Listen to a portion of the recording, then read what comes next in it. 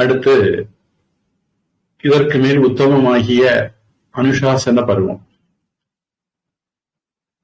கௌரவ ராஜாவான யுதிஷ்டிரர் கங்காபுத்திரராகிய பீஷ்மரிடம் தர்மத்தின் நிச்சயத்தை கேட்டபின் கவலை நீங்கி சொஸ்தரானார் என்பதும், தர்மத்தையும் அர்த்தத்தையும் பற்றிய நடைகள் யாவும், பல வகையான தானங்களின் பலன்களும், தானம் வாங்குவதற்குரிய சிறந்த பாத்திரங்களும், தானம் செய்வதற்கு முக்கியமான முறையும், ஆச்சார விதிகளும், சத்தியத்தின் முக்கியமான பிரயோஜனமும், பசுக்கள் பிராமணர்கள் இவர்களுடைய பெரிய மகிமையும், தேசகாலங்களுக்கு தக்க தர்ம சூக்ஷ்மமும் இதில் சொல்லப்பட்டிருக்கின்றன.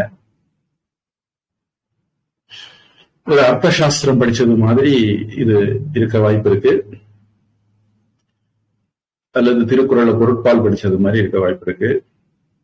இந்த அனுசாசன பருவம் வெகு அதிகமான விஷயங்கள் அடங்கியது, உத்தமமானது. பீஷ்மர் சொர்க்கம் அடைந்ததும் இதிலேயே சொல்லப்பட்டது. இது 13வது பருவம், தர்மத்தினுடைய நிச்சயத்தை தெரிவிப்பது. இதில் 146 அத்தியாயங்கள் உள்ளன. ஸ்லோகங்கள் 8000 என்று கணக்கிட்டு சொல்லப்பட்டன. இப்படியாக நிறைவு பெறுகிறது